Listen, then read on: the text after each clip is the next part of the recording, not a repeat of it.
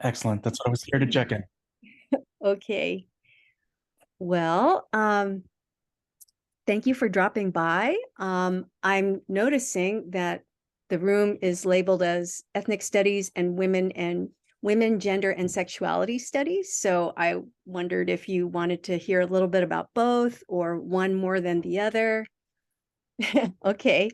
Um, well, let's see. I will start with ethnic studies. I actually was thinking if we wanted to, but maybe it's over much. There is a short little video that looks at the San Francisco State student strikes, which are really what gave birth to ethnic studies nationally. So starting at San Francisco State, then UC Berkeley, and then many other places.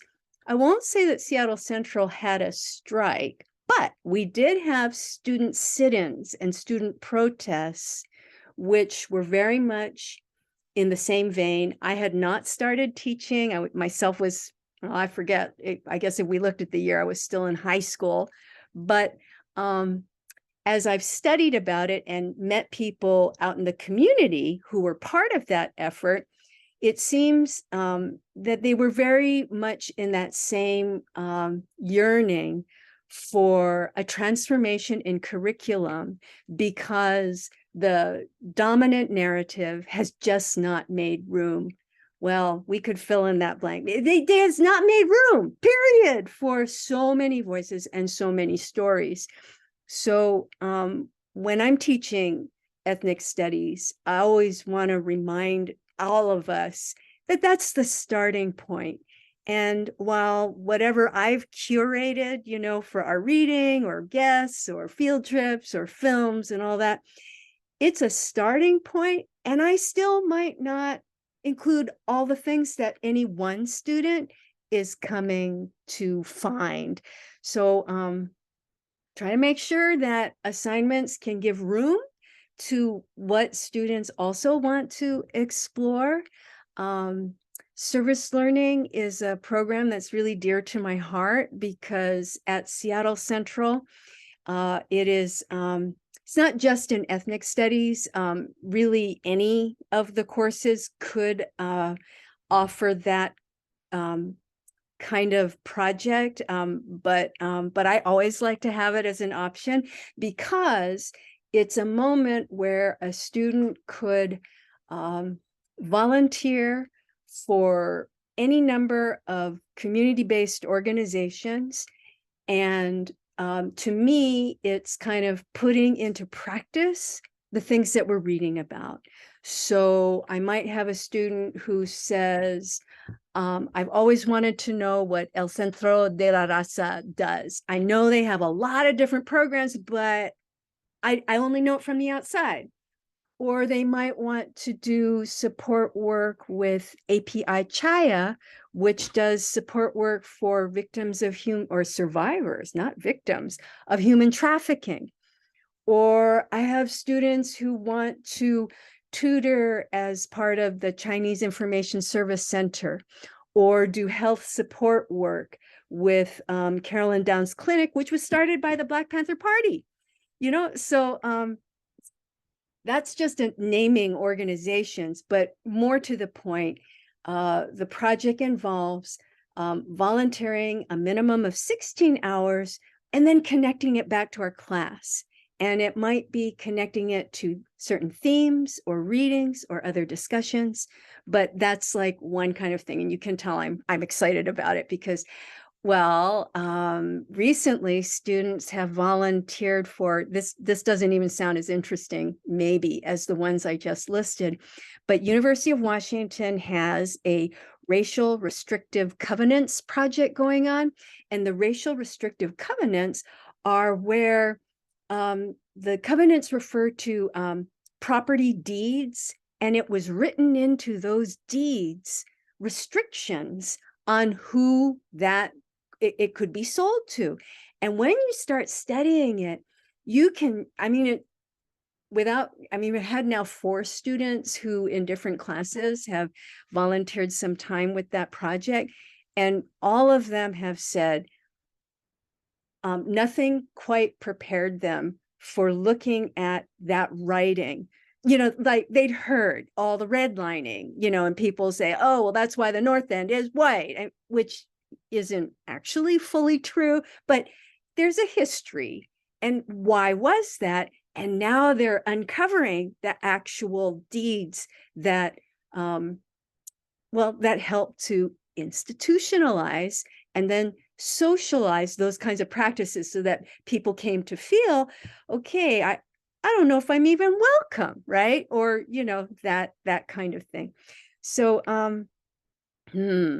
so what I love about ethnic studies is it is a chance to explore histories and voices. That's really important to me. So who we read are people of color authors. That's always a priority to me.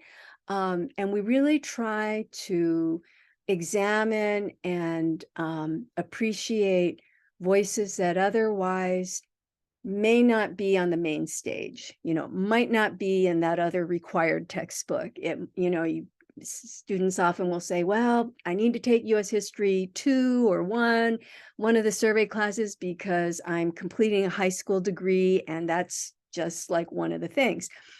And we do try to center other voices in US History surveys, but I will also acknowledge you may not get the same kind of attention that, like one of the books that I've been using is Ibram Kendi and Keisha Blaine's 400 Souls. And it's a amazing collection of essays that try to speak to, they call it a community chorus of voices and stories to tell those 400 years of enslavement and the struggle against slavery and the continuing abolitionism. And, you know, I get a whole book, which, you know, you'll get sometime in your US history survey, but maybe not as many details. So I'll pause. Do you have a question anything you'd like to know more about? Can you talk a little bit about like this education pathway and how it might connect to like certificates, associate's degrees, bachelor's degrees, and like what that might look like or what classes people might take or kind of about that? So recently our website, college's overall website, has gotten a little makeover. Or okay, actually it's a big makeover. They're still working on things. But within the course website or the college's website, there's a section that shows pathways, and it gives kind of like sample programs. So for example, both ethnic studies and women, gender, and sexuality studies could easily contribute to earning the equity and social justice emphasis that is a possibility for the Associate of Arts. So the AA degree, there's a way to earn this emphasis. We don't call it a major, but the significance is that it's a cluster of courses, and there's lots of different ways to fulfill that cluster. I think what is especially useful is that it's on your transcript. So, you know, like when you're using that for possibly transferring to a different institution, say you choose to go on to a 4-year university, or you want to show your transcript for scholarships or internships or other things, then it shows that your coursework is not just meeting the big categories of humanities and social sciences. And, you know, that's it. That is important because honestly, when students don't have any of that, then they may not fit in as well to a certain project or a team. You know, we hear from industry, as they say, that that's part of what they're interested in a person's background, you know, not just straight up, hey, good grades. I mean, that's important, but it's also important kind of the combination of things that a person has done. Hello, we've just been, well, I admit I've been doing a lot of talking and was just now answering a question.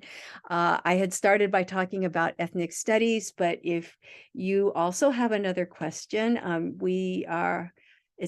you can certainly feel free to pose that, and I will do my best.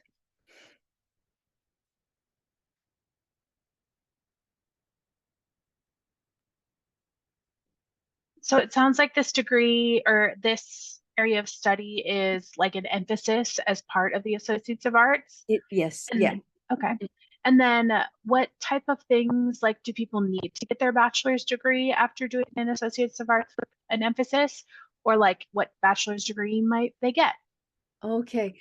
Well, so in this in Seattle colleges, we don't have the same range of bachelor's degrees, and I am not quite as knowledgeable.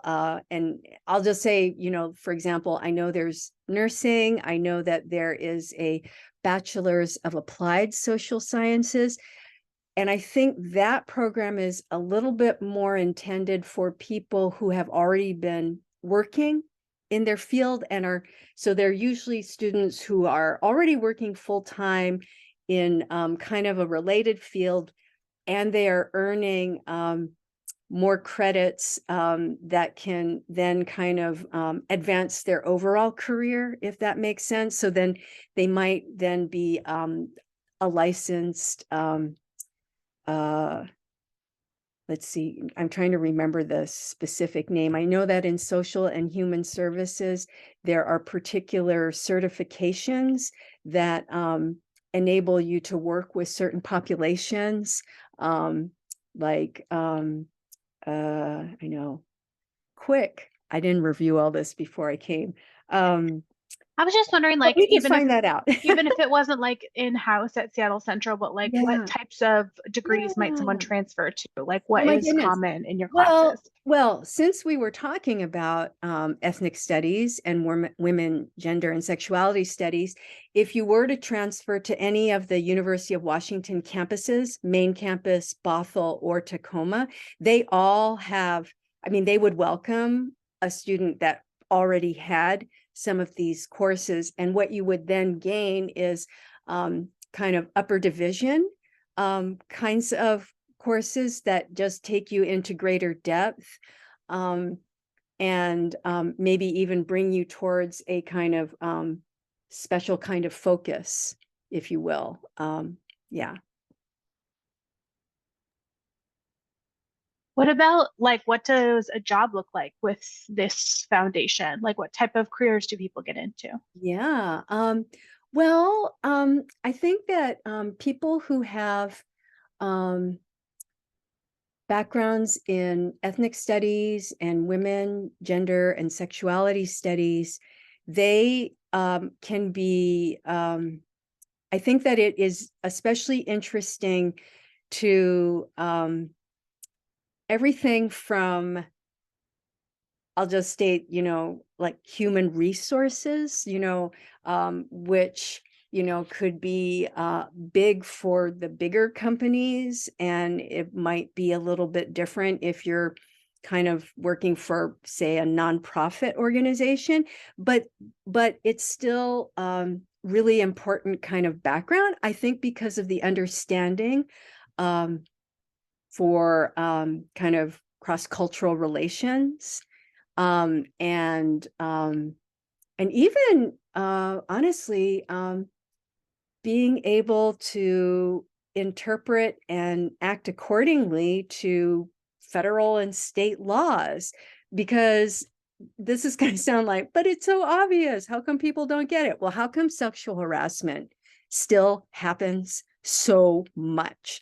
And they need people who can be appropriate in their roles. And, sad to say, even though there's required training, there's resistance among just regular employees who claim that, well, I know that, but do they? And do they also have enough information so that when they become aware or observe that kind of situation, do they really know what to do? So even though that sounded like really specialized and does that happen a lot, I think it has become very important, especially when we think about nationally the Me Too movement, right? It's just like people are coming out and identifying and calling out things that previously people might grumble about and say, oh yeah, that's weird. Okay, it's more than weird. It's illegal. Come on now, right? And having that understanding and background and the confidence to say there's a reason that people have fought for different kinds of policies, and it's the 21st century. Should we talk about human rights? So I do feel that these backgrounds are much more inclined to be vocal in that kind of instance. Yeah.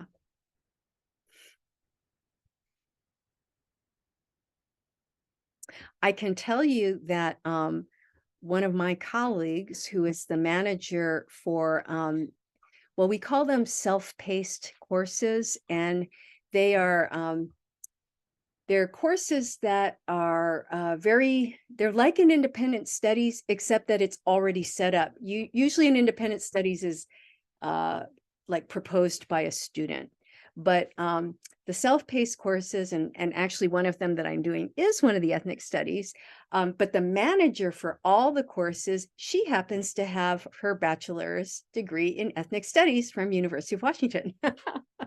So, you might say, well, now, when she earned that degree, was she thinking she'd be a manager for this? I don't know. I don't know enough about that, but I think she knew that she wanted to work in a community college because community colleges are the last of the open door. It's not this frenetic, competitive, oh, well, I did my best on the application, but I guess I'm not going to be accepted, at least for this particular quarter. Our doors are open, and she knew she wanted to work in a community college, and then she's worked in various capacities, and she's super competent. And so I think that's how that has evolved.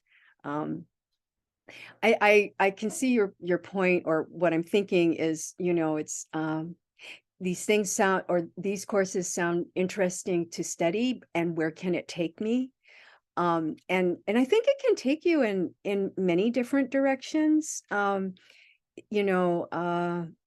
was recently talking to a person who works for Densho, which is a Japanese word. It's a Japanese American Legacy Project, and it's basically a small nonprofit that manages a digital collection of oral histories, and now they're kind of archiving. That's actually why I was talking to the person, because I was donating some older archival material.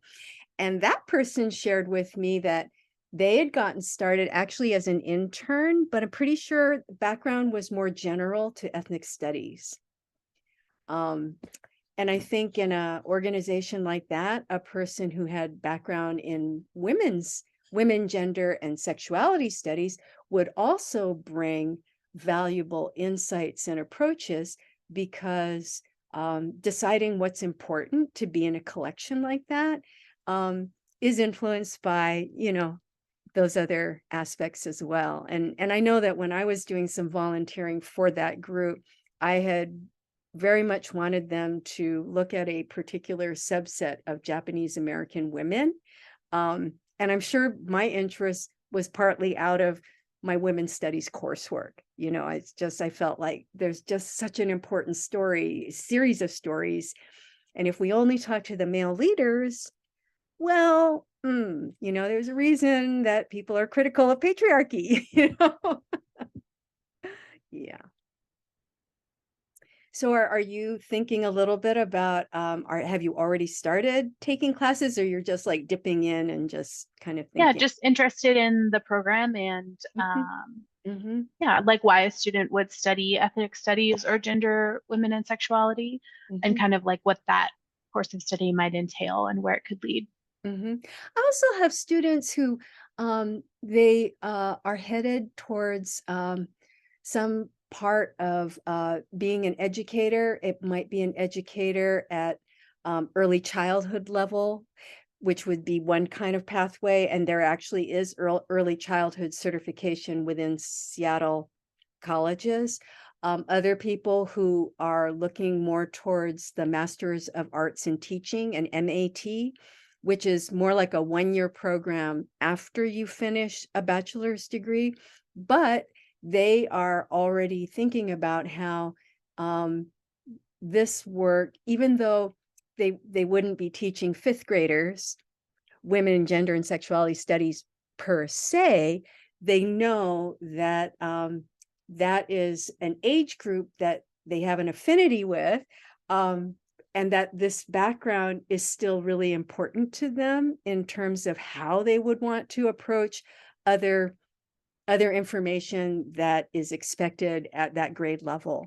And so when you look at, well, what's required to join, or to be accepted into the teaching certification programs, it's really broad, and they really want teachers to be well-rounded. They're not expecting you to get the same kind of specialization that if you were to go, well, I think I want to do a PhD, that is like the ultimate in specialization. And you'll end up, because of what the dissertation requires, you'll end up actually getting pretty specific and narrow. But it's generalists for educators. And then there's a lot of emphasis on just how to teach, pedagogy, so teaching methods and so on. And I'll argue that a lot of that is informed by these other kinds of classes, like how can I be more sensitive to young people who maybe not even in high school yet and are thinking deeply about their gender identity. It helps me a lot having taken myself women, gender, and sexuality studies to have more sensitivity instead of assuming that binary, well, it's this or it's that, and there's something wrong with you if you can't fit cleanly into one of two, the whole binary thing. And I always am thankful to women, gender, and sexuality studies for just really changing the vocabulary, that we can talk about this differently. And there's so much research now that really validates that thinking. But if you never take one of those classes, it would be very easy to just assume and then behave accordingly as the teacher, the authority in the room. Oh, now that sounds scary. Anyway, yeah. Mm-hmm.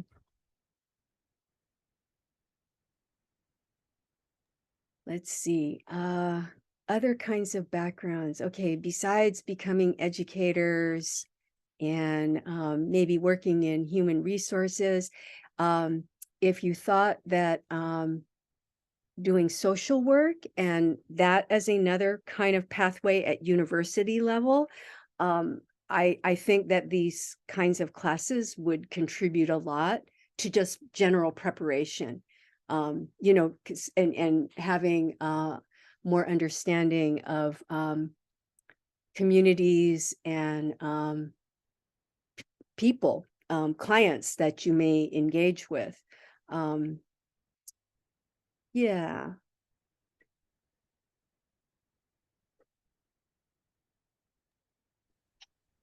Great, thank you. Okay. Well, you don't have to, don't feel obligated. I know you might be thinking, well, you have no one else to talk to. Do not feel obligated to stay. I think you have the power to leave. And yeah, if you think of any other questions, you can always find us, any of us faculty that showed up today, just email us and we'll see if we can respond. Yeah. I have a question actually. Oh, certainly. What was sexual Intersectional studies. studies? Yes. Yeah, well, I'm going to speak as if my good friend Deepa Bandaro was here. She is the full-time faculty at North Seattle College who teaches, that's actually her tenured path, is in social justice and intersectional studies. And although I am not in her program, I teach at Seattle Central. I think that it was newly created to try to capture, or create a space where the intersectionality would be a major kind of framework and foundation for any topic that might be explored. So an intersectional approach, I think, thinking about what would Deepa say, would always include multiple dimensions and approaches in a way that's kind of what intersectional refers to, that it's not just one kind of a lens, but that it's looking at all the ways that they literally intersect. So for example, because she and I have worked on some courses together, some courses, in fact, I'm teaching one in spring that she might also teach at another point. It's the prefix is WMN 205, and it's women, gender, and globalization. And in an intersectional framework, we would be considering the phenomena of globalization in relation to women and gender identities and this is a class that's intended to be kind of more of a global focus. So we're not just going to reference and look at kind of what's based in the United States, but connected to the United States because of globalization. And keeping in mind elements of class and the construction of race, obviously gender, I already mentioned that, but also thinking about other kinds of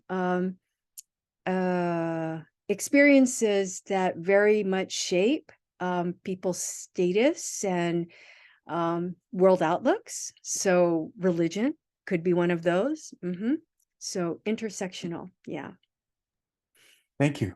Thank you. Appreciate it. Yeah. Are you a current student, or you're just kind of you're doing the just I work on checking? some staff. Oh, I okay. work at North. Oh, at North. Okay. Instructional technologist. Oh, goodness. So Okay. like when you have problems with Zoom and Panato, I'm one of the people that'll help you. So I well, just heard it and I was like, intersectional. yeah. Well, I and was saying it wrong. I was like, it yeah. is new. I mean, I think Deepa might be just like newly tenured. I think she was maybe one of the new hires, maybe right before pandemic was. Okay.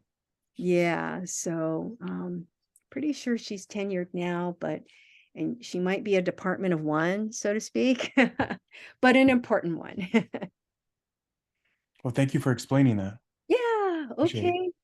Well, I guess I'll just stay. Are you guys gonna end They'll us? call you back. Okay, and then I'll just stop recording at that point. Somebody else might Yeah. drop Or in. if if you want to add some information, you can. Okay, And then, but feel free to after that, if there's nobody okay. in the room, to stop the recording. All right. Okay, well, thank So you. I will leave you alone. I'm gonna go check out in some other rooms. And thank you for explaining that again to me. Yeah. All right, take care. Mhm.